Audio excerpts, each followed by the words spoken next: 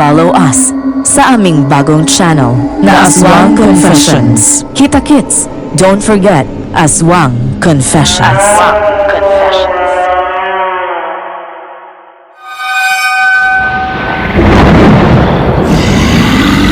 Sabi ko na nga ba, dito ka lang nagtatagong halimaw ka.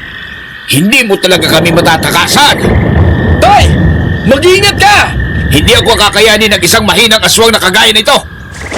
Ibabalik kita sa impyerong pinanggalingan mo. Tatapusin kita! Tay! May paparating pa na isang aswang! Pinatay mo ang asawa ko. Magbabayad ka. Hindi ako titigil hanggat hindi kita napapatay. Idadamay ko lahat ng mga mahal mo sa buhay. Kung gano'n ay halika na. Tapusin na natin ito. Para sa katahimikan ng lahat. Lumapit kang halimaw ka. Tignan natin kung sino ang maiiwang nakatayo. Sumugod ka! Sumpain ka pati ang lahi mo. Uubusin ko kayo. Paparating na siya, Andy. Humanda ka. Oo, tay. Paparating na din ang mga taong baryo. Oh, bakit natigilan ka? Halika, sumugod ka! Hindi pa ito ang huli nating pagkikita.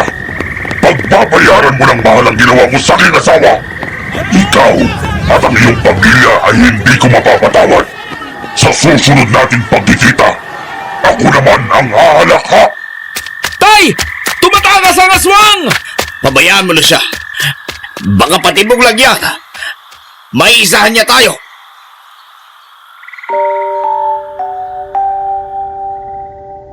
Magandang araw sa iyo, Madam Venus. Alam mo bang habang nakikinig ako ng bago mong upload, ay sumagi sa aking isipan ang aking Lola Celia. Naaalala ko pa noong mga bata pa kami. Kapag sumasapit na ang gabi, ay palaging sinasabi ni Lola Celia na pumasok na kami sa loob ng bahay. Kung hindi, ay kakainin kami ng mga aswang na gumagala. Iyon ang palagi niyang panakot sa amin. At kapag nasa loob na kami ng bahay, ay ikukwento na niya sa amin ang kanyang karanasan kasama ang kanyang pamangkin na si Tio Andy. Maraming taon na ang nakaraan. Ako nga po pala si Maria. Edad 45 anyos at tubong Zamboanga pero lumaki sa Capiz. Ang lugar kung saan napabalitang maraming mga kababayan natin ang nakaranas na makaharap ang mga mangkukulam at aswang kagaya ng Lola Celia ko. Ang taong kumupkup sa akin at sa aking ina noong walang-wala kami. Ikaw, kaibigan, naniniwala ka ba sa kulam? Naniniwala ka ba sa aswang? Naniniwala ka ba na hindi lahat ng taong tinulungan mo ay matutulungan ka rin sa panahon ng iyong kagipitan? At naniniwala ka rin ba na ang mga sanggol minsan ay mayroong nakikita na hindi natin alam kung ano at kung sino? Halika at pakinggan mo ang kwentong ibabahagi ko.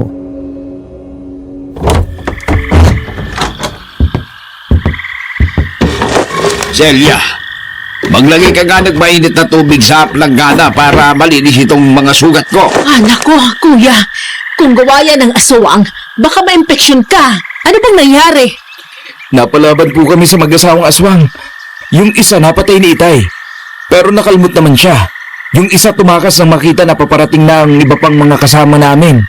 Nakilala niyo ba ang mga aswang? Hindi taga rito ang mga walang niyang yun. Mga dayo lang. Dito nagkakalat ng lagim. O siya, kumuha ka na ng mainit na tubig para malinis ko na ito.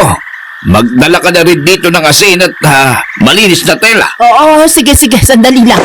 Oy, Andy, punta mo na mag-ina mo. Kanina pa din nag-aalala ang asawa mo sa'yo. Opo, Chang. Pasensya na kayo. Hindi magandang naging bakasyon ninyo dito. Paano kasi mga salot naglipa na? Oy, ayos lang. Sa panahon ngayon, talagang marami ang kagaya nila.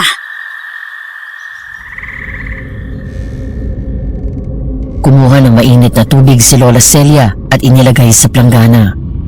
Kumuha din ng malinis na tela at asin bago bumalik sa kanyang kapatid. Nilinis niya ang nagdurugong sugat noon at matapos ay nilagyan niya ng asin ang sugat. Naku, Nako. Ay, naparami ko yatang nailagay, kuya. O kaya mo bang tiisin ang sakit? Oo naman, kaya ko ito. Mas mahirap kung hindi malalagyan ng asin ang sugat ko. Baka mahawaan ako ng kamandag ng aswang. Oo nga. Tama ka dyan, kuya. Oh, ayun na. Lumalabas na mga maiitim at buo-buong dugo na may kahalong kulay berdeng likido. Yan na ba ang kamandag ng aswang? Oo. Yan na nga yun. Mabisang pamatay kamandag ang asin. Kapag nakalabas na ang lahat ng kamandag na yan, saka mo pitpitan ng bawang. Para itapal sa sugat ko at talian. Ginawa nga ni Lola Celia ang lahat ng sinabi ng kanyang kapatid. Kaya nang maayos na niya ang sugat noon, ay pinagpahinga na niya iyon. Nang patungo na siya sa kwarto, ay nadaan na naman niya na nakabukas ang pintuan ng kwarto ni na Tio Andy. Natatakot ako para sa inyo ni Itay. Sa tuwing aalis kayo para tumulong sa mga taong nangangailangan ng tulong. Hindi na maalis ang takot sa aking dibdib na baka dumating ang pagkakataon na isa sa inyo ang iuwi ng bahay na ito na wala ng buhay. Huwag kang mag-isip ng ganyan. Hindi naman kami pababayaan ng Diyos. Hoy Andy ha, hindi mga ordinaryong nakakalaban nyo. Mga halimaw yun. Mga kampo ng kadiliman. Mababangis at talagang pumapatay ng tao. Hindi malayong mangyari ang sinasabi ko. Kaya habang maaga pa, mas mabuting tigilan nyo na yan. Hindi kami maaaring manahimik habang may mga kababaryo natin na humihingi ng tulong sa amin, Amalia. Paano kung mapahamak ka? Paano na ang anak natin? Lalaki siya ng walang ama. Amalia, huwag ka na makipagtalo dahil hindi ka naman mananalo dyan kay Andy. Palibasa ay nasa dugo na nila ang pagiging manggagamot. Kaya kapag may humingi ng tulong sa kanila, ay hindi na nila kayang tanggihan. Ang iniisip ko lang naman po itong anak namin eh. Kawawa naman kasi kapag napahamak si Andy. Kagaya ng iba nating mga kapitbahay na nakagat ng aswang. Huwag kang mag-alala, mag-iingat naman ako. Isa pa, baka sa ginagawa namin ito, ay mahuli na namin ang aswang na nambiktima kay inay. Eh di makakaganti na rin kami. Ikaw na rin ang nagsabi na hindi niyo nakilala ang aswang na nakabiktima sa inay mo. Ilang taon ang nakakaraan. Hindi mo ba naisip na baka matagal na kayong nakaganti kasi marami na kayong aswang na nahuli at napatay? Hindi mo rin ba naisip na ang mga yon ay meron ding mga pamilya na nagagalit sa inyo at naghihintay lang ng tamang pagkakataon para gumanti? Hindi na matatapos ang gantihan niyo, Andy. Hayaan mo, Amalia. Kapag tahimik ng ating lugar, mananahimik na rin kami ni Itay. Kaya sige na, matulog na tayo. Malalim na ang gabi. Oo nga, matulog na tayo. Mag-uumaga na Ay, imbig na rin ang tulog ng anak nyo. Ang ganda pa naman nitong si Criselda. Oo nga po eh. Nagtungo na sa kanyang kwarto si Lola Celia. Kaagad na nahiga at dahil nga malalim na ang gabi ay kaagad siyang nakatulog. Hanggang sa lumipas ang mga oras, narinig niya na mayroong mga taong nagkakagulo sa labas ng kanilang bahay. Kaya kahit ayaw pa niyang bumangon ay napilitan na siyang tumayo mula sa pagkakahiga. Amalia! Ano bang problema dyan? At ang aga-aga pa'y nagkakagulo ng mga tao. Eh, gusto daw po nilang makausap si Itay. Kasi itong isa nilang kamag-anak parang nasasapian daw po. Kasi parang nawawala sa sarili. Tulog pa naman po ang Itay at si Andy. Ay nako, oo nga pala. Mag-uumaga na ng umuwi ang mga yon, kaya tulog pa. Ay, gising na ako. Ay, ano bang problema? Yun pong kasama nila, nagwawala po Itay. Parang nasasaniban daw po. Hindi kumibo si Lolo Tinoy. Bagkus ay tiningnan niya ang lalaking nakatali ang mga kamay at paa. Nakahiga sa ibabaw ng lamesang kawayan na nasa harap lang din ng bahay nila. Alam na agad niya kung ano ang nangyayari sa lalaki. Nakukulam yun. Nang makita naman siya ng lalaki, ay lalong nagwala yun at nang magsalita ay nagulat ang lahat. Boses babae kasi ito na galit na galit. Anong Anong tinitingin-tingin mo, ha? Gusto mo bang maggalit ako sa'yo? Ay, anong kasalanan sa iyo ng lalaking ito? Bakit mo siya pinahihirapan na ganyan? Wala ka nang pakialam doon! Hindi ko kailangang magpaliwanag sa'yo kung anong dahilan kung bakit pinaparusahan ko ang bastos na to! Ako na ang nakikiusap. Kung pwede, patawarin mo na ang bastos na ito. Kung ano man ang nagawa niya, sana ibigyan mo pa ng pagkakataong mabuhay. At magsisi sa mga kasalanan niya. Tigilan mo na ang pagpapahirap sa kanya. At sa akala mo ba? Susunod ako sa'yo? Walang sino man ang pwedeng mag-utos sa akin! Kayong lahat ay parurusahan ko! Kung hindi kita makukuha sa maayos na usapan, edi papasunurin kita sa marahas na paraan. Tignan ko kung hanggang saan ka tatagal. Sa kwento ni Lola Celia ay mayroong kinuha sa bulsa si Lolo Tinoy. Isa yung bala ng baril na pendant ng isang kuntas na yari sa pilak. Itinali iyon ni Lolo Tinoy sa kamay ng lalaking nakukulam at pagkatapos ay idinikit sa palad ang bala. Ang init! Walang hiya ka! Alisin mo yan! Sinasabi ko na sa iyo, kapag hindi kita nakuha sa pakiusapan, kukunin kita sa marahas na paraan. Walang hiya ka talaga! Hindi ako basta susuko sa'yo! Hindi rin kita titigilan hanggat hindi mo pinapalaya ang lalaki ito. Tignan ko lang kung hanggang saan ka tatagal. Ang init! Walang hiya ka! Alisin mo yan! Lalong nagwala sa galit ang lalaki habang nakadikit sa palad noon ang bala na gamit ni Lolo Tinoy. Hindi nila napansin na nakalas na ang nakatali sa lalaki sa sobrang pagwawala noon hanggang sa makawala ng tuluyan. Nakatayo iyon at naitulak si Lolo Tinoy. Ngayong nakawala na ako, ikaw naman ang pahihirapan ko! Nako, pinapahirapan mo lang ang sarili mo. Kung sakit talaga ng katawan na gusto mo, ay ibibigay ko yun sa iyo. Ikaw ang pahihirapan ko! Babaliin ko ang leeg mo! Kuya! Mag-iingat ka! Mabilis na nakalapit sa aking Lolo Tinoy ang lalaking nakukulam. Sinakal siya ng mahigpit kaya halos hindi na siya makahinga. Binuhat siya ng lalaki at inihagis sa ibabaw ng papag na naroon. Ano ha? Masakit ba? Kulang pa yan! Babaliin kong lahat ng buto mo sa katawan para magtanda ka! Andy! Tulungan mong itay mo! Hindi niya kayang malakas na mangkukulam! Kaya niya po yan, Chang. Huwag po kayong mag-alala. Malakas ang itay. Anong kaya? Tingnan mo oh! Binuhat na naman siya at inihagi sa kalsada! Bakit nanonood lang kayo? Kamag-anak ninyo yung ginagamot ni itay. Tulungan niyo siya! Pigilan niyo ang kamag-anak ninyo! Ayon kay Lola Celia ay hindi kumilos ang mga taong naroon na sinabihan ni Andy.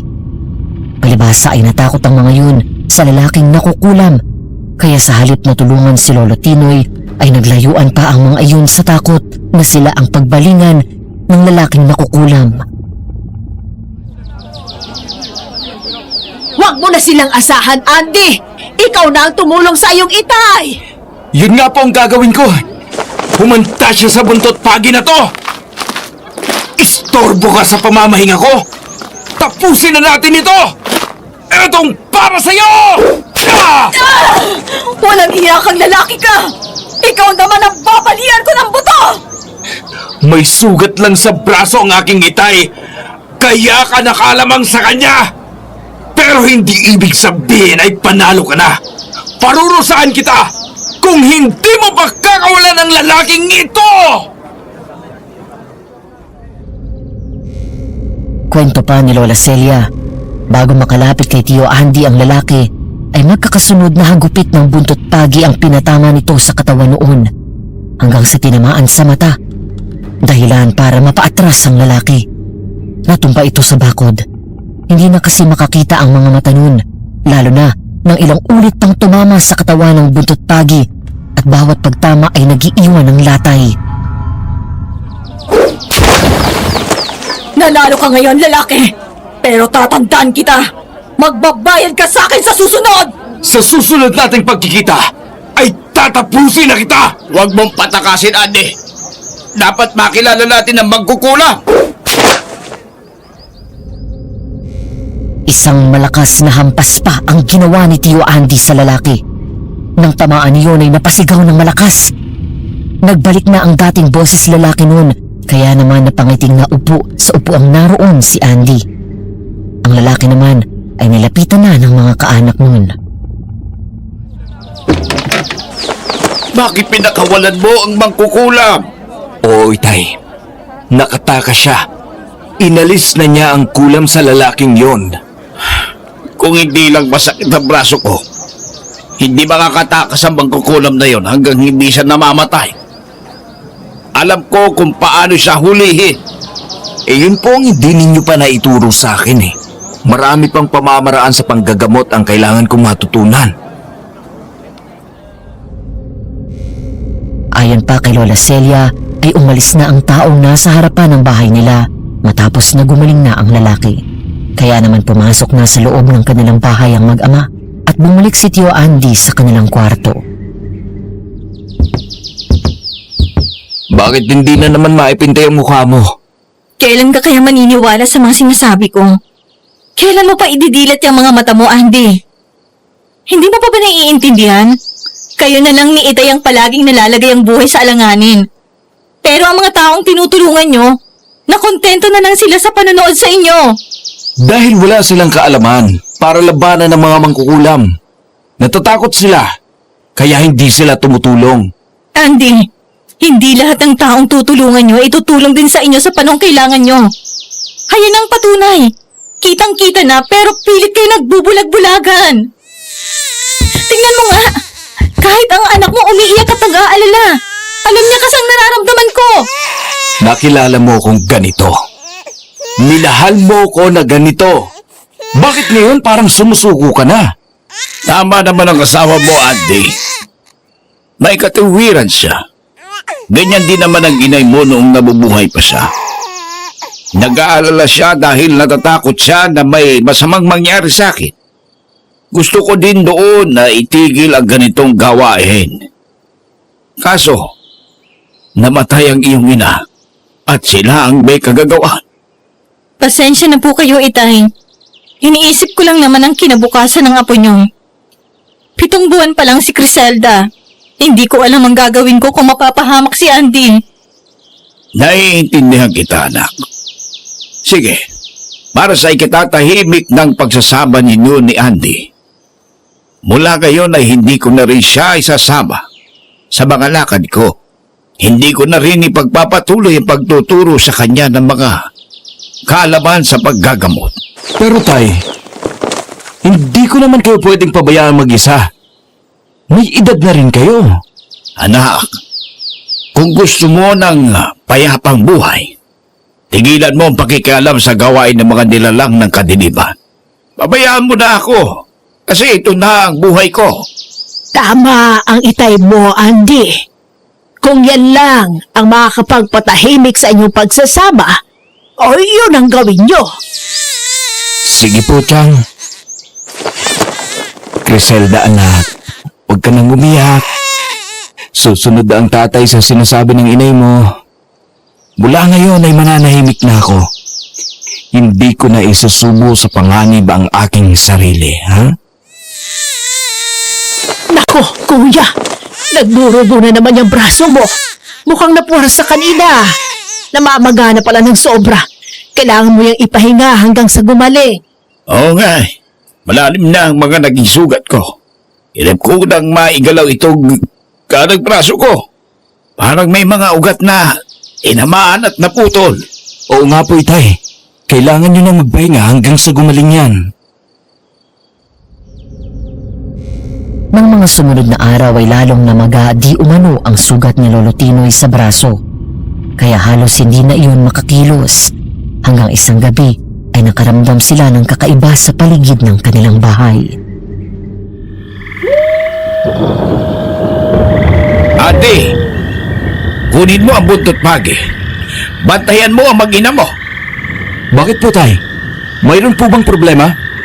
Hindi ko gusto ang alulong ng aso at huli ng ibon. Alam ko ang mga aswang ay mayroong mga alagang ibong itim. At iyon ang ginagamit nila para masubaybayan ang mga gusto nilang biktimahin. Oo nga. Kakaiba ang alulong ng aso. Parang natatakot sila. Kapag ganyan daw meron silang nakikita na kakaiba. Tama ang kutob ko. Tayo ang gustong salakayin ngayon ng aswang. Ang lakas naman ng loob niya. Hindi ba niya alam ang tungkol sa atin? Maaring alam niya na sa ngayon ay mahina ako dahil sa aking sugat. Yun ang sasamantalahin nila para makaganti. Kaya humanda kayo. Sige po, Itay. Nakahanda naman kami na tulungan kayo. Siyang, kayo na po munang bahala sa aking anak. Oh, sige. Dito lang kami ng bata sa kwarto. Nang kalungin ni Lola Celia ang sanggol, ay kinuha ni Tia Amalia ang buhong sibat na naroon. Buntot pagi naman ang hinawakan ni Tio Andy at itak ang kay Lolo Tinoy. Andy, bantayan mo ang bitnana. Kami ni Amalia sa pintuan. Opo, Itay. Magkakasunod na kalabog pa sa paligid ng bahay ang kanilang narinig. At pagkatapos nun ay katahimikan. Kaya marahang sumilip sa bintana si Lolo Tinoy kung saan natanaw na sa tarangkahan ng kanilang bakuran nakatayo ang isang malaking asong itim. Nasa labas ang aswang. Parang inahamon ako ng walang yan. Huwag na kayong lumabas, Itay. Hindi niyo siya makakayang harapin sa ngayon. Kasi namamagapang sugat ninyo. Alam ko yun. Kaya hindi ako magpapadala sa hamon niya. Pabayaan natin siya ang pumasok dito. Umalis na po dun sa dating pwesto ang aswang. Sa palagay ko, hindi yan papasok dito. Alanganin din siya kasi alam niyang nakahanda tayo. Lumayo kayo sa bintana. Traidor ang mga yan. Tumahimik naman na ang paligid ng bahay. Kaya inisip nila na baka umalis na ang aswang. Ngunit hindi pala. Dahil nang umiyak ang sanggol na hawak niya, ay kasabay noon ang pagbalya ng aswang sa dingding ng kwarto na yari lamang sa lawanit at kahoy kaya nawasak iyon. Nandito ang aswang! Tulong! Ate! Kuya Tinoy! Nandito ang aswang! Saklolo! Gisela! Hindi mo makukuha ang anak ko! Magdaraan ka muna sa ibabaw ng aking bangkay! Ayon kay Lola Celia, ay nagawa niyang makatakbo palabas ng kwarto, kaya si Tio Andy ang nasalubong ng aswang. Ilang ulit nitong hinagupit ng hawak na buntot pagi ang aswang. Inindano ng sakit na likha ng buntot pagi. Sabalit matindi ang galit nun, kaya dinampan ito si Tio Andy at nagpambuno sila. Iyon naman ang sinamantala ng kanyang asawa para sibatin ang likuran ng aswang. Walang hiya kang halimaw ka! Layuan mo si Andy! Sige, Amalia! Ibaon mo ng husto ang sibat! Mamamatay kang hayop ka! Tumagos ang sibat sa katawan ng aswang. Dahil doon ay nakaramdam ito ng panghihina, kaya nagmamadaling tumakbo palabas ng bahay. Kaagad naman itong sinundan ni na Andy at Lolo Tinoy. Ikaw na rin ang humanap ng kamatayan mong halimaw ka. Tapusin na natin siya, Itay! Bago pa makabawi ng lakas! Akin ang itak! O sige, ikaw na ang bahala sa kanya. Pagsisisihan mong pagsalakay sa amin! Tapos ka nang walang iyaka! Sa pagpapatuloy ni Lola Celia, inakala raw nila na isa lang ang aswang na sumalakay sa kanila para gumanti. Ngunit hindi pala, dahil meron pang natitira na dalawa, kabilang si Mang Crisanto at isa pa. Alam ko na darating ang oras na ito. Babalikan mo ko, kaya hindi na ako nagugulat pa. Gusto mong samantalahin ang pagkakataon dahil alam mong mahina ang aking mga kamay. Pero hindi ko ganoon kadaling ibibigay sa iyo ang buhay ko. Talagang matalas ang utak mo. Alam mo ang nasa isipan ko. Kaya bago matapos ang gabing ito, tatapusin na kita. Baka nakakalimutan mo na nandito ako para tulungan ang itay ko. Kaya asahan mo na, hindi madali ang gusto mong mangyari! Baka nakakalimutan mo rin, bata. Hindi ako nag-iisa. Hindi ako maglalakas loob pumunta dito. Kung mag-isa lang ako.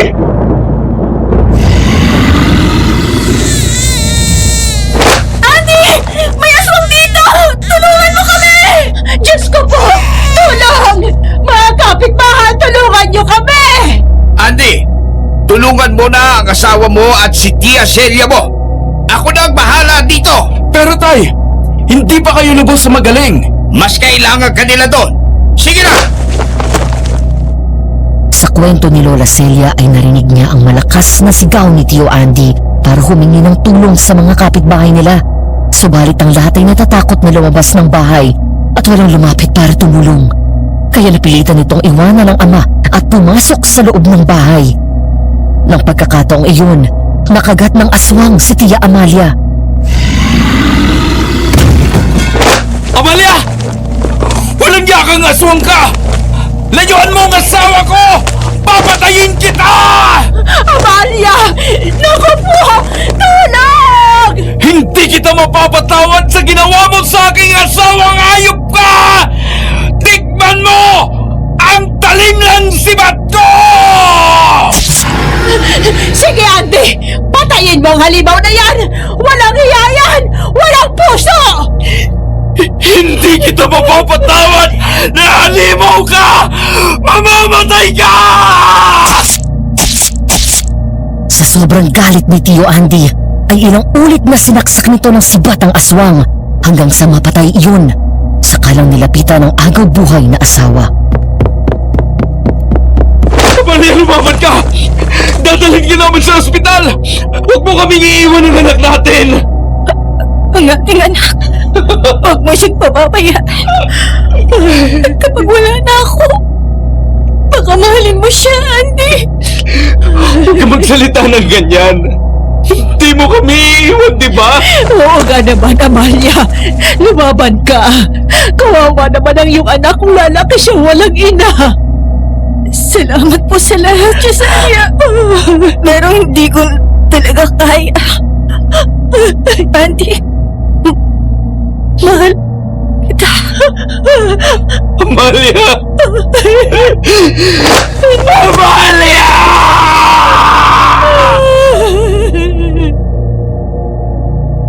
Nang matiyak ni Tio Andy na patay na ang asawa, ay napatingin siya kay Lola Celia. Tapos ay naalala niya ang kanyang ama.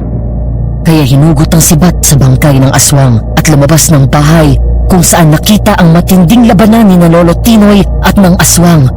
Parehong agaw buhay na iyon. Ang mga kagaya ninyo na kampo ng demonyo ay walang karapatang mabuhay sa mundo! Katapusan mo na!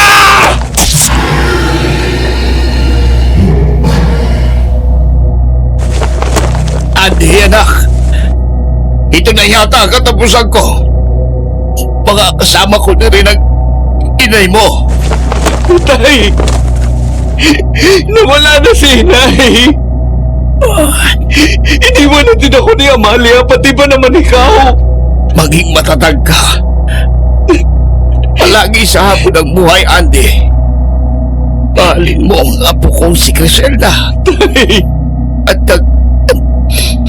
Celia mo, huwag mo pababayaan. Huwag sanang maghina ang kalooban mo. Tumulong ka rin sa kapwa mo kung kailangan. Tay, bakit ganoon? Buong buhay ninyo tumulong kayo sa kanila. Bakit yung tayo ang nangangailangan? Bakit walang tumulong sa atin? Bakit ni Tay? Kitang-kita ni Lola Celia habang nakatayo sa pintuan ng bahay ang pagkamatay ng nakakatandang kapatid. Kaya naman galit na galit si Tio Andy habang nakatingin sa papawirin na kung saan nagsasaling bayan ng kulog at kidlat. Diyos ko! Bakit naman ganito? Bakit mo ipinahintulot ito? Ito ba ang kapalit ang pagtulong namin sa mga taong nabiktima nila? Parang hindi ko po kayang tanggapin ito. Tulungan mo po ako! Diyos ko!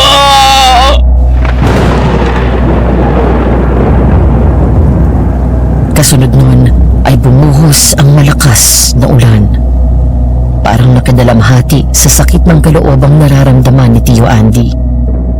Matagal siyang namalagi sa harapan ng bangkay ng kanyang ama. Hindi niya alintana ang buhos ng ulan. Wala namang magawa si Lola Celia kung hindi ang impit na umiyak habang kalong ang sanggol na umiiyak din.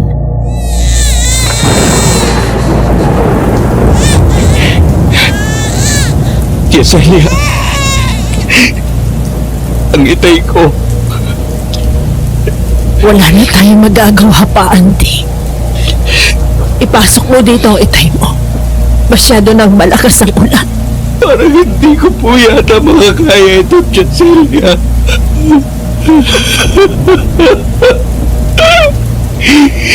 Sina Itay at Amalia.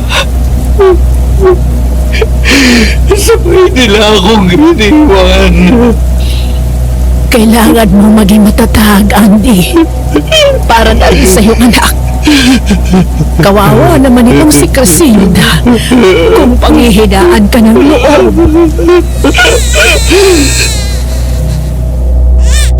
Lalong umiyak ang kalong niyang sanggol nang bigkasin niya ang pangalan nun, kaya napunta doon ang atensyon ni Tio Andy. Pinagmasdan niya ang anak, tapos ay pinahid ang luha nito sa mga mata. Napabuntong hininga at matapos na makabawi ay binuhat ang bangkay ni Lolo Tinoy papasok sa loob ng bahay. Kapag naiaayos na natin bukas sa mga bangkay nila, sumama ka na lang sa akin. Doon ka na tumira sa amin, ha? Ikaw naman ang magbakasyon doon. Maiiwanan po ang bahay na ito. Wala na mag-aalaga kung aalis pa rin ako dito. Iwanan mo muna pansamantala para makabawi ka sa mapait na karanasang nangyari dito. Sumama ka na sa akin. Doon ay makakapagsimula ka ng bagong buhay. Nakakahiya naman po kay Julian. Ano bang nakakahiya? Nakalimutan mo na bang isa ka sa paborito nun? Abay, bilin nga niya na kapag bumalik ako isama ko kayo ni Amalia para magbakasyon doon. Yun nga lang. Sa pagbabalik ko doon ikaw na lang makakasama. Sige po. Para sa aking anak, pipilitin kong maging malakas at matatag.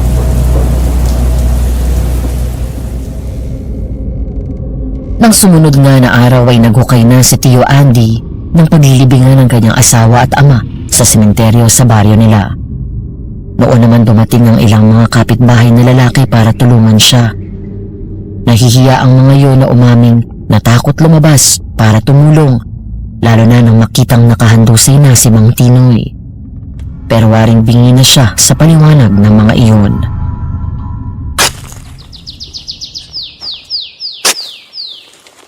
Sa palagay ko po ay ayos lang ganitong kalalim na hukay. Oo, pwede na yan. Tapos na rin gumawa ng mga kahong yari sa lawanit ng mga kapitbahay mo para doon ilagay ang asawa at itay mo. Ganun po ba? Salamat naman kung ganun. Nang araw na ding iyon ay inilibing na nila sina Lolo Tinoy at Tia Amalia. Ilalagay din sana nila sa isang hukay ang mga aswang na napatay nila, pero natunaw na ang mga iyon nang tamaan ng matinding sikat ng araw hanggang sa maging abo. Sumama na siyang umuwi kay Lola Celia sa kabilang bayan.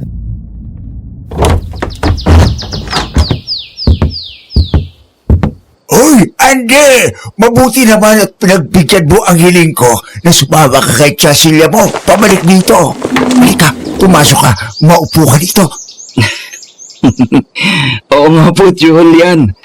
Sa palagay ko, matatagalan ang pagbabakasyon ka dito sa inyo. Papa, mas lalong maganda kung ganon. Magkakasama tayo ng matagal. Kumusta na ba na Kuya Tinoy? Tsaka ang asawa mo, bakit hindi mo isinama? Ha? Kasi po wala na sila. Anong ibig mong sabihin na wala na sila? Mahabang kwento, Julian. Hayaan mo muna magpahinga kami at mamaya ay ako na magkikwento sa'yo. Nagugutom na kami ni Andy. May pagkain ba dyan? Meron naman. May kanin dyan at adobong sitaw. May nilagang kamote at mais din. Oo, siya. Halika na, Andy. Kumain na muna tayo habang tulog pa yung anak mo. Ibaba mo na lang muna sa papag para makapagpahinga ka. Sige po, Tia Celia. Sa pagpapatuloy ni Lola Celia, ibinaba ni Tio Andy ang kalong na sanggol sa papag na malapit sa bintanang nakabukas, kung kaya pumapasok doon ang sariwang hangin. Nang napatingin siya sa labas ng bahay, ay isang babae ang nakita niyang nagdaraan. Napatingin din iyon sa kanya. Hoy, Andy, halika na! Kumain na tayo habang mainit pa tong kanin. Ay, teka, sino bang tinatanaw mo dyan? Halos mabali na yung leeg mo katatanaw. May babae po kasing dumaan. Maganda siya pero medyo morena. Mahaba po ang buhok. Tasan ba? Wala na po Malayo na. Napansin ko lang kasi yung mga tingin niya sa akin. Parang kakaiba Nakoy, dapat masanay ka na. Ganyan talaga ang mga tao dito kapag nakakakita ng dayo. Kung makatingin ba'y para kang kakainin ng buhay. Kaya pala ganun ang tingin niya sa akin. Oo, tama ang Cecilia mo. Lalo na kapag magandang lalaki na kagaya mo ang napapadayo dito. Naku! Talaga naman. Tingnan mo na. Pati ang anak mo ay natatawa sa sinabi ko. Aba, gising na pala ang anak ko. Kanina lang ay himbing na himbing nang ibaba ko sa papag Ganyan talaga ang mga bata. Minsan saglit lang matutulog tapos magigising. Mabuti nga hindi umiiyak. Tingnan mo, Tia Celia. Tuwang-tuwa siya na para bang may kumakausap sa kanya. Aba, ay oo nga Sandali nga't kukunin ko. Oy, bakit tuwang-tuwa ang baby naming maganda? Oh, ba't ngayon naman bigla kang tumahimik? Nako!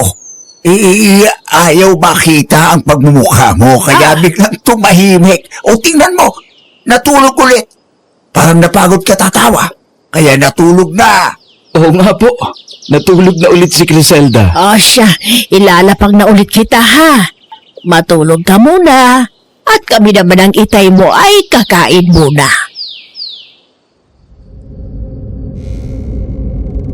Ang kwento pa ni Lola Celia ay mula ng araw na iyon ay palagi na nilang napapansin na kapag gising ang sanggol ay palagi yung tumatawa na para bang merong nilalang na hindi nila nakikita ang nakikipaglaro doon.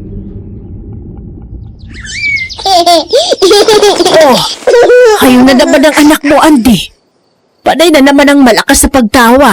Para may kinakausap, Oo nga po Kaya nga kapag nakikita kong masaya siya, nakakalimutan ko kahit papaano nangyari sa buhay ko. Tama ka. Nandito ka na sa lugar namin kaya sana pilitin mo makabangon sa pagkakalugmok. Para na rin sa iyong anak. Yun nga pong ginagawa ko. Sige po, kunin ko lang si Criselda at tatambay kami sa harapan ng bahay.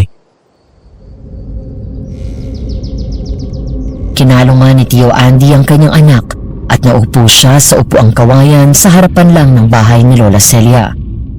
Noon naman niya nakitang muli si Gina, ang magandang babaeng nakita niya kanina. Pero sa pagkakataong ito ay hindi lang siya tinitigan ni Gina. Nakipagkilala pa ito sa kanya. Ilang araw na kitang napapansin dito. Kamag-anak mo ba si Aling Celia? Oo. Tsahin ko siya. Nagbabakasyon lang ako dito. Ganun ba? Ang ganda naman ng sanggol na yan. Sobrang nakakatuwa siya. Oo, anak ko. May asawa ka na pala? Biyudo na. Kamamatay lang ng asawa ko. Kaya kaming dalawa na lang ng anak ko ang magkasama. Ah, ganun ba? Kung ganun pwede ko pala silang samahan. May sinasabi ka ba? Ah? Para kasing narinig ko na may binubulong ka. Oh, ang sabi ko lang, pwede ko kayong samahan na mamasyal sa mga lugar dito kasi kabisado ko.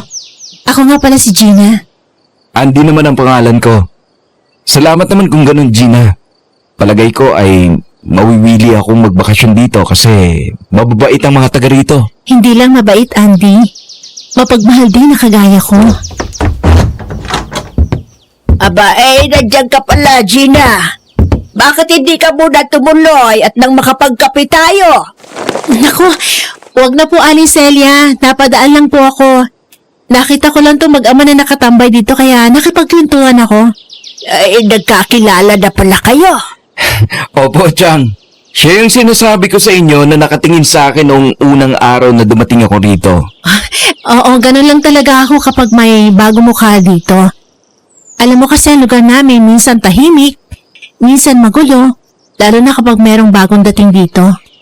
Anong ibig mong sabihin na minsan tahimik, minsan magulo? Ang ibig sabihin ni Gina, kapag may bagong lipat dito ay nagkakaroon ng kaguluhan.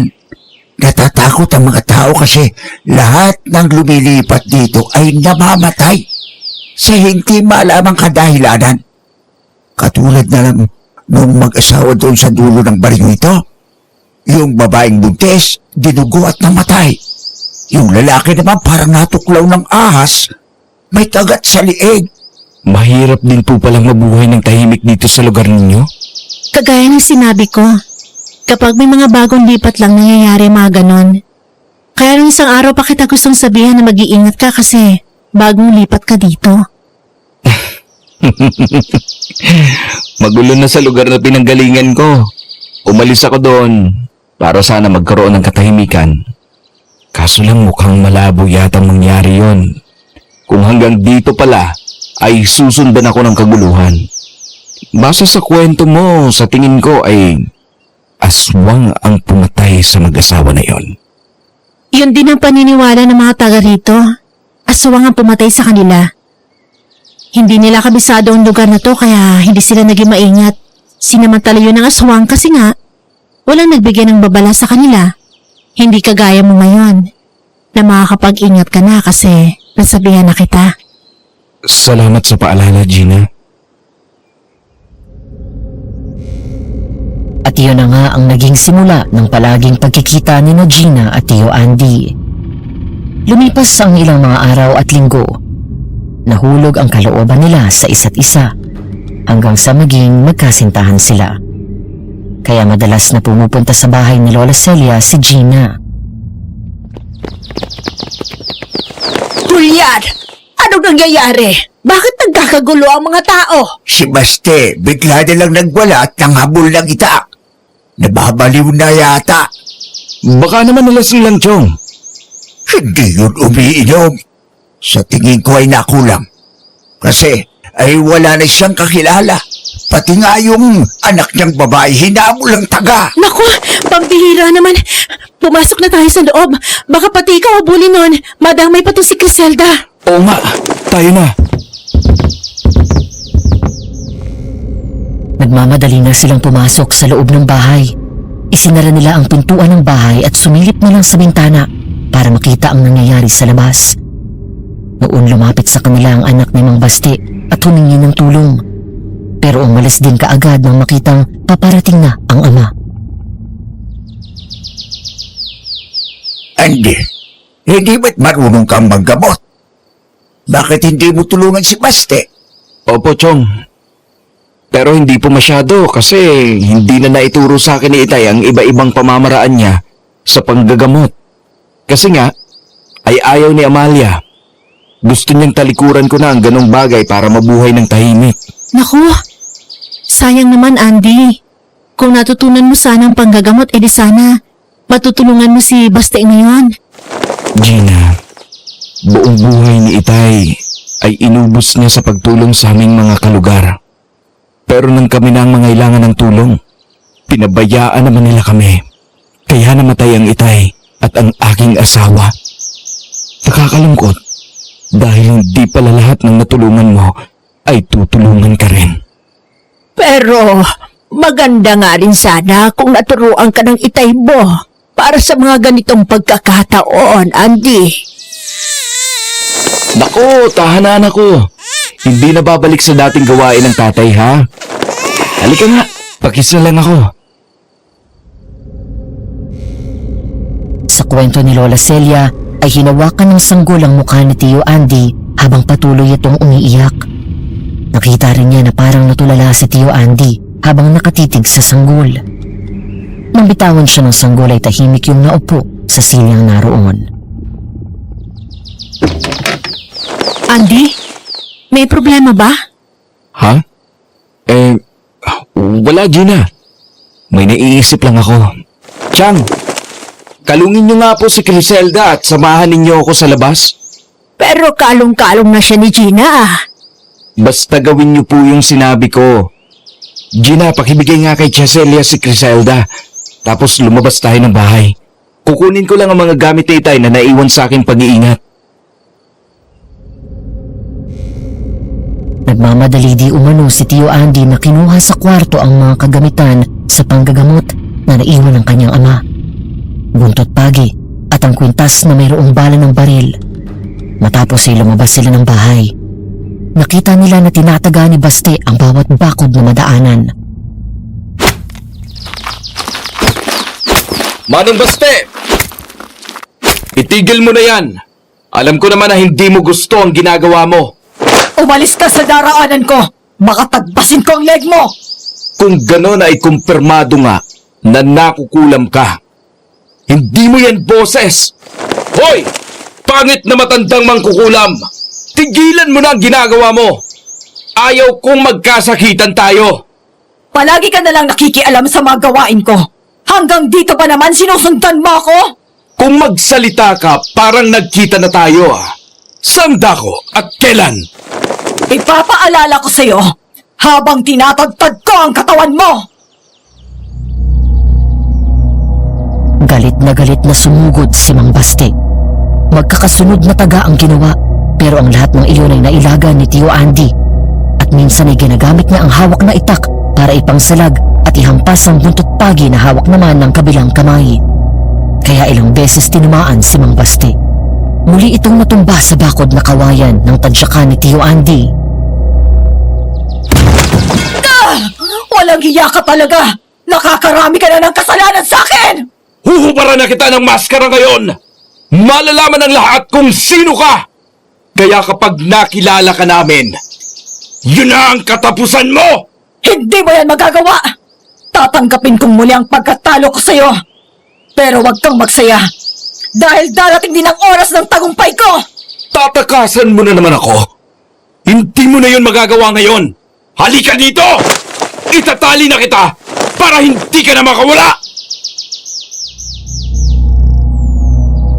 Pero kagaya ng inaasahan, kapag ang mangkukulam ay pinakawalan na ang taong kinukulam, bumabalik sa normal na pag-iisip ng taong iyon. Kaya nang magsalita iyon at marinig ni Tio Andy na nagbalik na ang normal na boses ng lalaki, ay tinigilan niya ang ginagawa. Magaling na siya. Nagbalik na siya sa normal. Mabuti naman kung ganun. Ang galing mo pala, Andy. Isa ka palang manggagamot. Ayos! Meron ang magagamot sa lugar natin. Kaya kapag merong problema na gaya niyan, meron ang tutulong sa atin. Chong Julian, ngayon ko lang po yan gagawin kasi kailangan. Pero hindi po ibig sabihin ay patuloy akong manggagamot. Kagaya po ng aking sinabi, hindi ko po natutunan ang mga pamamaraan ni Itay bago siya namatay. Hindi, nasa dugo mo ang pagiging magagamot. Kaya alam ko nakakayanin mo ang lahat ng hamon sa iyo. Tingnan mo nga, nagawa mong matalo ang mangkukulam na sumapi kay Baste nang gano'n na lang kadali. Tama, Tio Julian mo. Magtiwala ka lang sa iyong sarili. Masarap ang pakiramdam kapag nakakatulong sa kapwa, hindi ba? Ayaw ko lang kasi maulit ang nangyari kina Itay at Amalia. Ayaw kong marami ang magagalit sa akin na mga kagaya nila. Alam namin yun, Andy. Pero siguro ay inilaan ka talaga para sa ganyan. Hindi na kumibo si Tio Andy. Nilapitan na lang nito ang sanggol na kalong ni Lola Celia at kinuha iyon. Hinalikan sa pisngi. Kapansin-pansin na muling hinawakan ng sanggol ang mukha ng ama habang tumatawa. Napapangiti naman si Tio Andy na para bang naiintindihan ang sinasabi ng sanggol. Tumatawa na rin itong pumasok ng bakuran nila Lola Celia. Uwi na po ako, Celia. Pangunyan, pakisabi na lang kay Andy na umuwi na ako.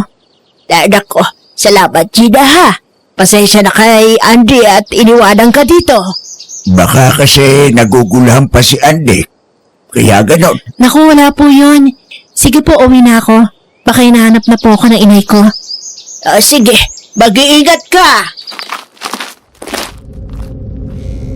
Noong mga sumunod na araw ay marami ng mga kalugar ni na Lola Celia ang pumunta sa kanilang bahay. Paano nga ay nalaman daw ng mga yun na marunong palang manggamot si Tio Andy. Kaya wala na rin itong nagawa kung hindi ang tumulong at gamutin ang mga may karamdaman kasama si Criselda. Ano ba ang nangyari sa lalaking yon? Ba't namamaga ang mata? Sobrang laki na ng bukol. Oo nga po eh. Akin na nga po sandali ang anak ko maganda. Abay, Andy, marami ka pang pasyente. Sila na munang unahin mo at ako nang bahala dito sa anak mo. Sige na. Dito lang po kayo. Huwag kayong aalis si Criselda. Gusto ko kasi nakikita niyang ginagawa ko. Oo, ayan. Umiyak na tuloy. Hayaan niyo lang po siya. Okay lang po siya. Di ba anak? Sa kwento ni Lola Celia, matapos daw nakausapin ni Tio Andy ang anak, ay tumigil iyon sa pag-iyak at tumawa. Kaya binalikan niya ang pasyenteng naroon. Sinindihan ng kandilang pula, matapos na umusal ng dasal, ay kumuha ng isang puting papel at sinunog. Nang maging abo na yun, ay pinahid sa mukha ng lalaking namamaga ang mata. Sa likod ng bahay mo, ay nagsaboy ka ng mainit na tubig. May nuno kang nasabuyan kaya ang dapat mong gawin ay mag-alay ka doon sa punso ng pagkain at puting manok para patawarin ka at pagalingin. Oh, narinig niyo po ang bili ni Andy ha? Ganun po ang gawin niyo para gumaling na kayo. Sige po, yung susunod. Kanina pa kita hinahanap. Hindi kita makita. Nandito ka lang pala. Ano naman ang problema mo kung nandito ako? Hindi ba sinabi ko sa'yo na dadalawin kita ngayon sa inyo? Bakit ka umalis? Napagod tuloy ako ng paghahanap sa'yo. Kung napapagod ka na, edi sana umuwi ka para magpahinga. Teka nga muna. Bakit bang sungit mo? Ano bang problema mo? Ikaw ang may problema eh. Ilang beses ko nang sinabi sa'yo, tumigil ka na ng panliligaw sa akin. Pero matigas pa rin ang ulo mo. Kasi nga gusto kita eh. Gusto din ako ng inay mo para sa'yo. Pues hindi kita gusto. Kung gusto ko pala ng inay ko, edi kayong dalawa magsama. Isa pa meron na akong nobyo. Nobyo? Pwede ba, Gina? Huwag mo nga akong sabihan ng ganyan sa karamihan ng tao. Nakakaya sa kanila. Totoong sinasabi ni Gina. At ako ang lalaking yun. Ito? Ito yung dayong manggagamot bang pinili mo kaysa sa akin? Gina naman, mag-isip-isip ka nga. Kung akong pipiliin mo, mas mabibigyan kita ng magandang buhay kaysa sa manggagamot na to. Hindi naman sa pera lang liligaya ang tao eh. Jojo, humanap ka na lang na ibang babaeng mamahalin. Yung babae na kaya ka rin mahalin kasi hindi ko kayang ibigay yun sa'yo. Si Andy mahal ko. Oh, ngayong alam mo ng desisyon ni Gina, umalis ka na. Nakakaabala ka sa ginagawa namin eh. Tingnan mo oh, marami pa kaming kailangang gamutin. Nang makita ni Jojo na lahat ng tao na naroon ay masama ang tingin sa kanya, ay napilitan niyang umalis. Kaya ipinagpatuloy nila Tio Andy ang panggagamot hanggang sa dumating ang gabi. Pumasok na sa loob ng bahay si Tio Andy na kalong ang sanggol. Nang pumasok na rin si Lola Celia sa loob ng bahay at mapadaan sa tapat ng kwarto ni Tio Andy, ay nakita niya na nakabukas ang pintuan ng kwarto kung saan nakita niya na parang kinakausap na ng sanggol na panay lang ang tawa. Kaya naman pumasok na rin siya sa kwarto. Mukhang ang saya-saya ng anak mo ngayon ha. Oo nga po, Tia Celia. Talagang masaya kami ngayon ni Criselda kasi nagawa ko ng maayos ang mga itinuro niya. Anong sinabi mo? Itong si Criselda. Tinuruan ka ng gagawin mo. Tama bang narinig ko? Opo, Chang. Totoo pong narinig ninyo. Paano namang mangyayari yun, Andy? Wala pang buwang ang sanggol na ito. Tia Celia, huwag kayong maingay ha. Mayroon akong sikreto na sasabihin sa inyo tungkol kay Criselda. Anong sikreto? Naalala niyo ba noon na palagi siyang tumatawa na mag-isa? Parang palagi siyang may kinakausap. Ang totoo ay meron po talaga siya. At yun ay ang kaluluwa ng aking itay. Naku po! Diyos ko naman, bata ka! Huwag mo naman akong takutin! Kinikilabutan ako sa mga sinasabi mo! Totoo pong sinasabi ko, Chang. Si Itay ang kalaro niya. At itong mga huling araw, kung napapansin ninyo kapag nanggagamot ako, nilalapitan ko ang anak ko kapag umiiyak siya. Hindi po yun basta umiiyak lang. Nakasanib sa kanya si Itay at itinuturo sa akin ang mga dapat na gawin. Kaya ba, nagagawa mong magamot ang mga taong nagpupunta dito? Opo, Chang. Si Itay ang nagtuturo sa akin sa pamamagitan ni Criselda. Ngayon ba nandito si Kuya Tinoy? Opo. Gusto niyo ba siyang makausap? Eto po si Criselda. Kahit natatakot, di umano siya at kinakabahan sa sinasabi ni Tio Andy, ay lakas loob niyang kinalong ang sanggol at kinausap iyon. Tumawa naman ang sanggol at hinawakan siya sa pisngi, kaya napatunayan niyang totoo ang sinasabi ni Tio Andy. Napaluha siya sa katuwaan nang muling makausap ang kapatid. Maraming salamat, Kuya Tinoy. Kahit nasa kabilang buhay ka na patuloy mo pa rin kami ginagabayan. Oo nga po, Chang. Salamat kay Itay at patuloy niyang itinuturo sa akin ang mga kaalaman niya sa panggagamot. Karamihan naman doon ay natutunan ko na. Ano yun? Parang may taong nakikinig sa pinag-uusapan natin. Silipin mo nga sa bitana, dali. Meron yung tao, Chang. Kaya lang ay tumakbo na siya papalayo. Hindi ko na nakilala kung sino. Ano naman kaya ang dahilan? Bakit siya lihim na nagmamanman dito sa atin? Sino kaya ang taong yon? Kung sino man po siya, alam ko hindi maganda ang kanyang hangarin. Kasi kung malinis ang kanyang intensyon, hindi niya kailangang gawin ang mga bagay na yon. Tama nga ang sinabi ni Tio Andy. Dahil ayon sa kwento ni Lola Celia, nang sumunod na araw ay sumugod sa kanilang bahay si Aling Lucila kasama ang anak na si Gina. Celia! Celia, lumabas ka dyan! Palabasin mo din yung peking manggagamot na yan! Nay, huwag kayong mag-iskandalo dito. Nakakaya sa mga tao. Tingnan niyo, nakatingin sa atin ang lahat. Wala akong pakialam sa kanila. Mabuti nga yun para malaman ng lahat ng narito na ang dayong manggagamot ito ay peke! Lucila! Ano tag-aga-agay nag-iiskandalo ka dyan? Ano bang problema mo? Palabasin mo ang Andy na yan! Harapin niya ako! Nandito na po ako! Ano po bang problema? Tama, ikaw nga! Mas nakakainis ka pala sa malapitan. Sabi ko na nga ba ikaw yon. Teka po. Ngayon lang tayo nagkita pero galit na kayo sa akin. Wala naman akong alam na nagawang kasalanan sa inyo. Ngayon mo lang ako nakita. Pero ikaw, matagal na kitang kilala. Kaya ako pumunta rito ay para ipaalam sa iyo na hindi kita gusto para sa aking anak. Layuan mo si Gina! Nay naman! Nagmamahalan kami ni Andy. Hindi nababagay sa iyong lalaking ito. Unang-una, meron na siyang anak. Pangalawa, peke ang lalaking ito. Hindi siya tunay na manggagamot. Dahil ang tunay na manggagamot ay ang misteryosang sanggol na kalong niya. Kaya kung napapansin nyo, kapag may nagpapagamot sa kanya, lalapitan muna niya ang sanggol at iiyak naman yon. Pero hindi yun ordinaryong pag-iyak.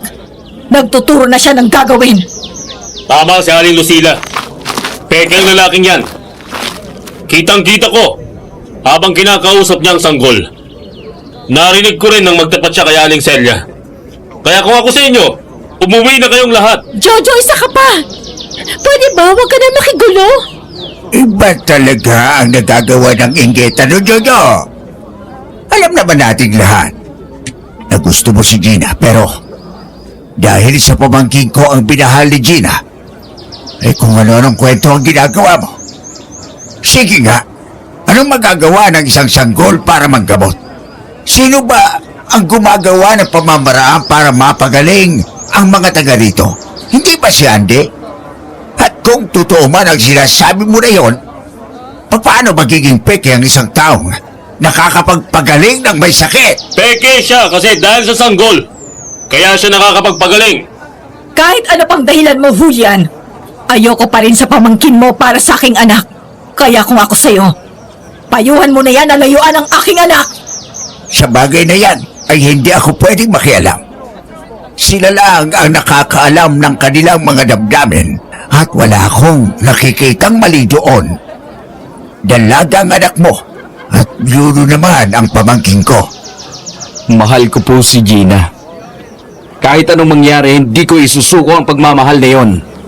Marami ka ng atraso sa akin. Punong-puno na ako sa'yo. Gina, tayo na. Nang umalis si Aling Lucila, ay sumunod na doon si Gina. Malungkot namang pumasok sa loob ng bahay si Tio Andy.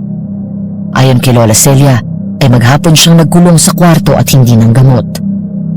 Nang gabing iyon, nakaramdam siya ng sobrang pangangati sa katawan. Chang, pakihawakan niyo nga po si Criselda. Sobrang kati ng katawan ko eh. Parang hindi ito normal. May titiyakin lang ako. Ay, oo nga. Ang dami mong pantal. Oo nga po eh.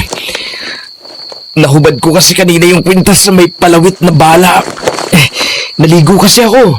Isusuot ko lang para malaman ko kung may taong gumagawa nga sa akin ng di maganda.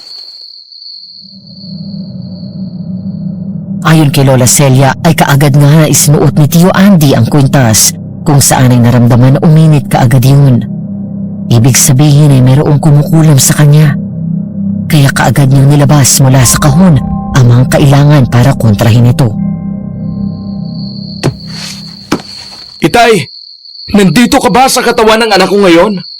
Tulungan mo po ako para makontra ko ang taong kumukulam sa akin. Oh, bakit bigla ka na lang umiyak, Criselda? Oy, tahan na. Ayos lang po yan, Chang. Nandito po si Itay. At sinasabi niya sa akin ang dapat kong gawin. Ay, ganun ba? Ay, sige lang, kuya. Ituro mo kay Anya dapat gagawin para makontra niya ang magkukulam. Pinagpawisan ng malapot si Tio Andy habang ginagawa ang mga bagay na itinuturo sa kanya ni Lolo Tinoy na nasa katauhan ng sanggol. Sinindihan niya ang pulang kandila. Matapos ay umusal siya ng orasyon at kumuha ng isang tuyong dahon ng puno na naroon. Itinapat niya iyon sa apoy ng kandila para uminit. Tapos ay itinapal niya sa kanyang noo. Itinali din doon ang isang pulang tela. Kaninong busos yun? Sa mangkukulam, Chang. Natalo ko siya. Ngayon, alam kong nasaktan siya. Pero hindi siya titigil. Nararamdaman ko. Nakilala mo ba kung sino siya?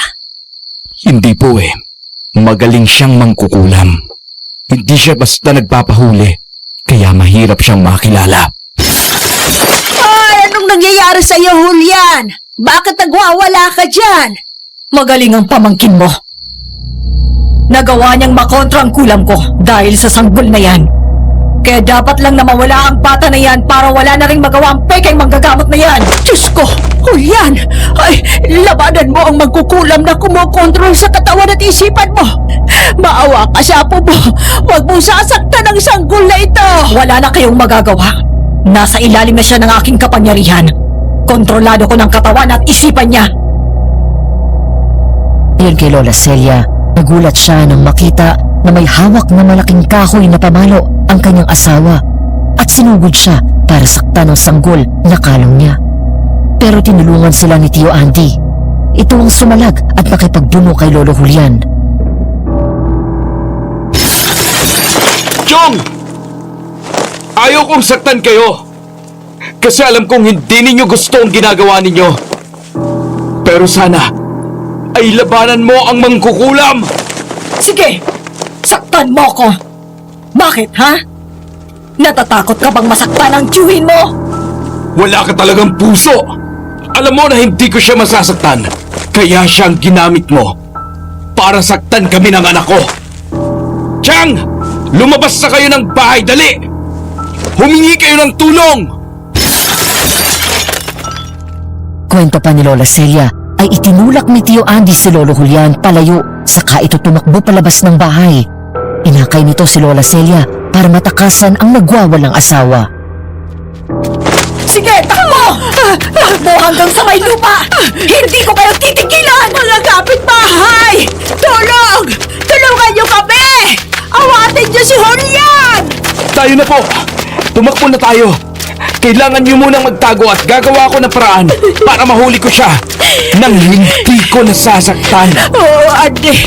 Wala siya sa kanyang sarili. Hindi niya alam ang kanyang ginagawa kaya wag mo siya sasaktan. Opo, alam ko po yun. Tayo na po, Chang. Paparating na ang Chong Julian.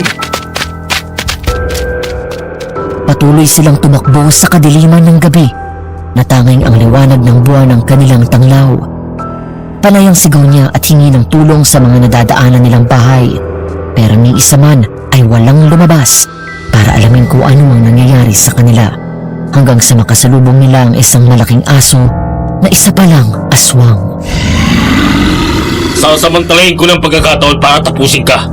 Kapag nawala ka, magiging akin na si Gina. Kung ganon, isa ka palang aswang. Nagbabalat kayong mabuti para ibigin ka ni Gina. Mabuti na lang at hindi siya nagkamali. Tama ka. Pero ang lihim na yan ay dadalhin na ninyo sa inyong kamatayan. Tulong! Tulungan niyo kami! Merong aswang dito! Tulong! Huwag mo nang aksayahin ang boses mo, Chang. Wala din namang mangyayari. Walang tutulong sa atin. Nangyari na ito sa amin ni Itay. Hindi lahat ng natulungan mo ay tutulong sa iyo sa oras ng kagapitan. Ang magagawa lang natin sa ngayon ay ipagtanggol ang ating sarili. Tama ka dyan. Walang tutulong sa'yo. Kaya papatayin na kita. Inabutan ko rin kayo! Pinagod niyo pa ako, ha? Humanda kayo sa akin! Chang! Huwag kayong lalayo sa akin! Lalabanan ko sila! Halos magkasabay na sumugod sina Jojo at ang Lolo Julian. Kaya naman hindi na alam ni Tio Andy kung ano ang gagawin. Sinalag niya ang hawak na itak at ang pamalo ni Lolo Julian. Pagkatapos ay sinipa iyon. Pero hindi niya nailaga ng matatalas na kalmot ng aswang na tumama sa kanyang dibdib at braso. Ganun man nagawa pa rin niyang iwas-iwas ang hawak na itak para layuan siya ng aswang. Pero hindi niya naiwasan ang muling pagpalo ni Lolo Julian sa likuran niya. Bagsak siya. Ngayon, mamamatay ka na! Nasaan ang mga taong tinulungan mo? Lahat sila pinagbayaan ka na! Magagaling lang ang mga taga rito kapag hihingi ng tulong. Pero kapag sila ang kailangan mo, wala kang mahihintay sa kanila. Kaya mag-isa kang mamamatay! Diyan ka nagkakamali, Jojo. Hindi lahat ng tao ay tuso na kagaya mo. Mga hangal kayo! Mamamatay kayong lahat! Mukhang baligtad na ang sitwasyon. Ngayon, napapaligiran na namin kayo. Wala na kayong ligtas, mga kampo ng kadiliman! Jojo! Lumaban na tayo hanggang kamatayan! Kahit na napaligiran na ng mga tao ang aswang, ay hindi yun nagpakita ng takot. Bagkus ay lumaban yun hanggang sa mapatay ng mga taong bayan. Si Lolo Julian naman ay naigapos nila at ginumot ni Tio Andy. Mas malakas ang pamamaraang natutunan niya, kaya alam niyang baldado na ang mangkukulam.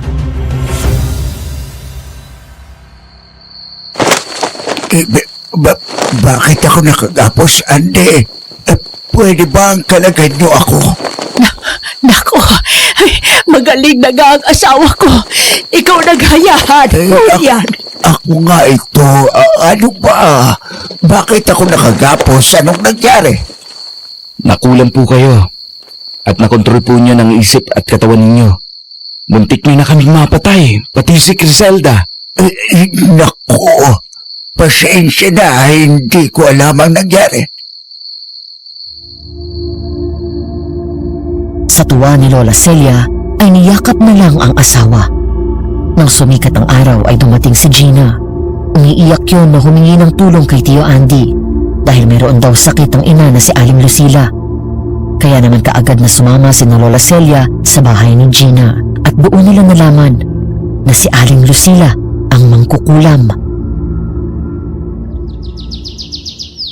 Ibig bang sabihin, ay kayo po ang mangkukulam na ilang ulit ko nang nakalaban? Naku, humihingi po ako ng tawad sa mga nagawa ko sa inyo. Hindi ko naman po kasi alam na aabot tayo sa ganito. Gagamutin ko po kayo ngayon din po. Wag nga, Auntie.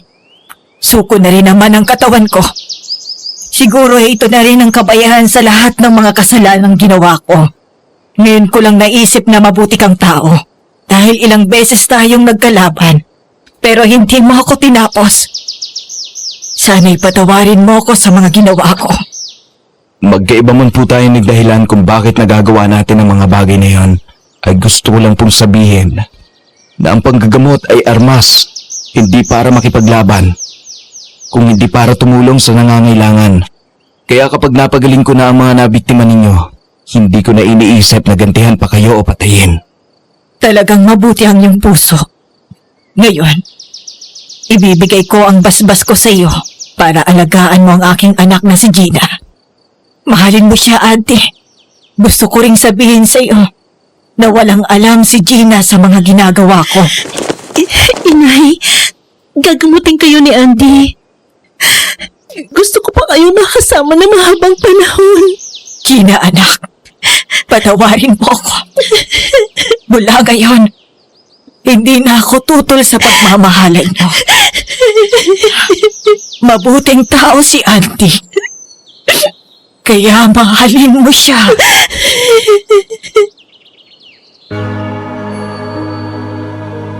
Ilang sandali pa ay ipinikit na ni Aling Lucila ang mga mata. Pumanaw iyon ng payapa. Makikita ang masaya niyang mukha. Kaya niyakap na lang ni Tio Andy ang umiiyak na si Gina. Kwento pa ni Lola Celia, nang matutunan na ni Tio Andy ang lahat ng pamamaraan sa panggagamot, ay hindi na muling sumanib sa sanggol ang namayapang si Lolo Tinoy. Kaya namuhay na ng normal ang sanggol at nagkaroon ito ng ikalawang ina nang magpakasal sina Tio Andy at Gina. At iyan po ang kwentong karanasan ng aking Lola Celia. Maraming salamat po, Madam Venus, sa pagbibigay daan sa aking liham para ma-share sa lahat ng ating mga kababayan. God bless po sa inyong channel at more power pa.